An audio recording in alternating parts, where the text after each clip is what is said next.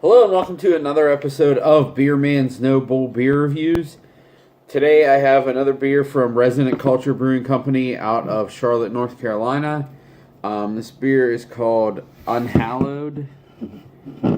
Came out right around Halloween. So for what I was told, this is a single IPA version of the... Shoot. Now I can't think of what it's called. It started with the word dragon, but it was the only triple IPA that they canned. I think it was 10.5%. And while I did think that was good, it was a little much. But that's usually the case with any double-digit IPAs, especially New England IPAs, because they just don't have the malt body to hold up to that much alcohol. So I did like that one. Like, I like the hop profile of it, but it was a little syrupy. It was a little boozy. So I'm actually really excited that they scaled it down because I think it's going to be a really, really good beer. So just the description just says IPA hop with Nelson Sauvin, Galaxy, and Citra, which are definitely three of my favorite hops. And it is 6.5 ABV. So let's crack this guy open and see what we got.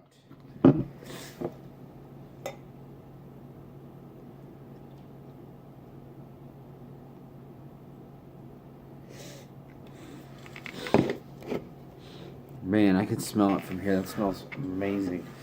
So as you can see, it pours a nice, really, really hazy golden color. It pretty much looks like orange juice, and I know some people say that and they're exaggerating, but I mean that literally looks exactly like orange juice to me. If it didn't have the head, like that's what most people would assume that's what it was, with a small white head.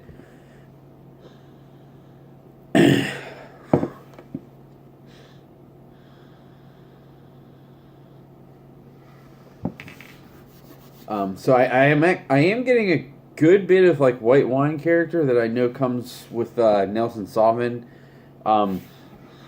There's definitely some like tropical. I would say a little leaning towards like sometimes underripened mango is like tropical, but it like piney at the same time. That's kind of what I'm getting out of this.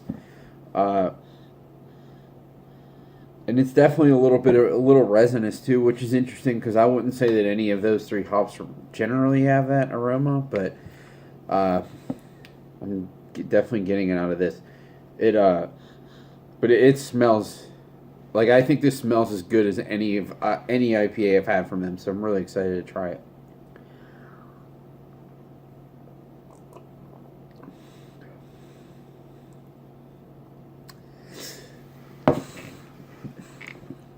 Whoa. So, I mean, it's probably evidenced by how freaking hazy this is, but one thing about their IPAs, I will say, some IPA brewers, like the hyped New England style ones, they're so flooded with hops that when they first release them, they're like super green.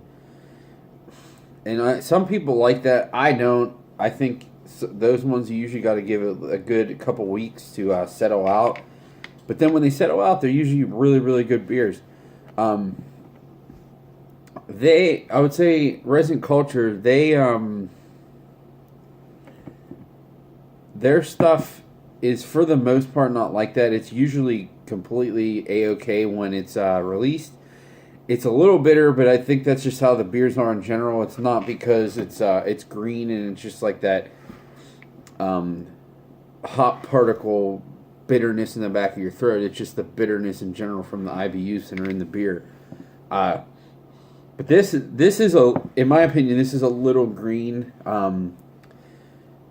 but just a little bit. It is so chock full with flavor though. At the same time, excuse me, I'm definitely gonna wait probably to drink another one until maybe 2 or 3 weeks.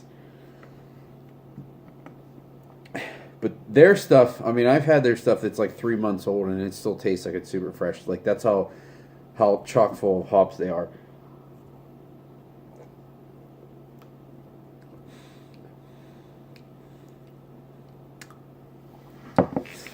there is. It kind of reminds me of. It reminds me a lot, actually. I don't know why I say kind of Brew Gentleman's beers. This one specifically because this is really soft.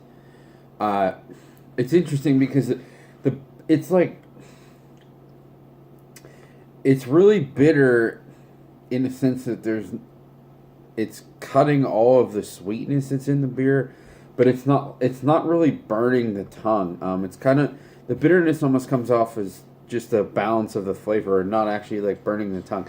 But the sweetness level was very, very minimal for a New England style IPA, which that's another reason why I love these guys.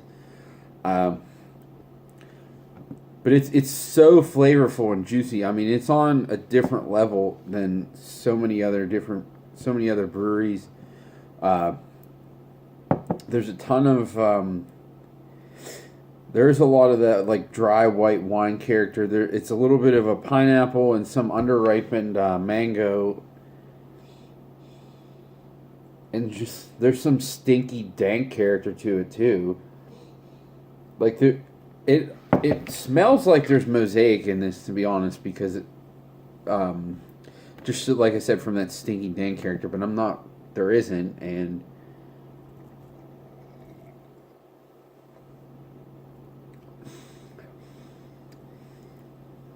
but I will say that little bit of what I would say slightly green character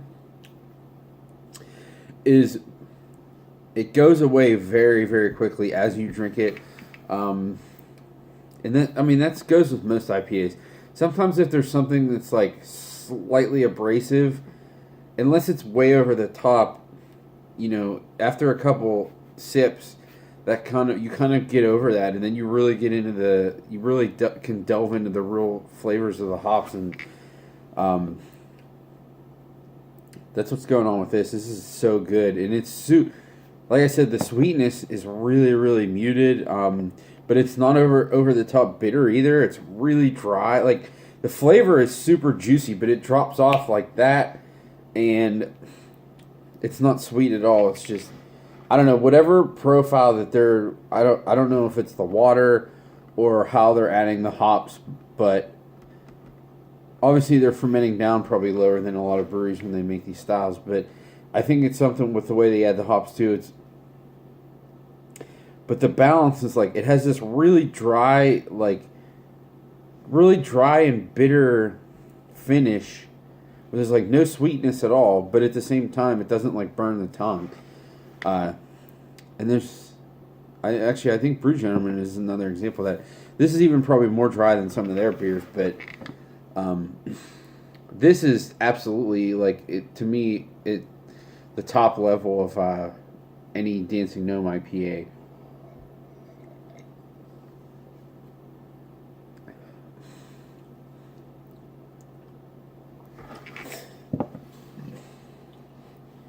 But I will say, even that slight abrasiveness that it had, I feel like that's going to drop off in a couple weeks, and this is just going to be mind-blowing. This is another really, really good beer from them. Like, really, really good. I always have trouble trading for IPAs because I feel like so many of them are similar. But when you have, like, the top ones, you realize that they really are a tier above, like, all the other crap. Luckily, I live in the city where this is being made, so I don't have to trade for it.